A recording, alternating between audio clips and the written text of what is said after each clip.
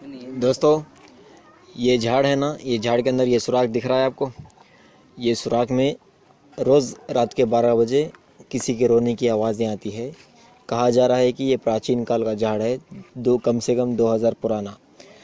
तो ये मुझे किसी ग्रुप से मिला है वीडियो, तो मैंने आपको शेयर किया। अगर आप इसको शेयर नहीं करोगे तो आपके घर में अगले 10 साल तक परेशानियाँ आती रहेंगी।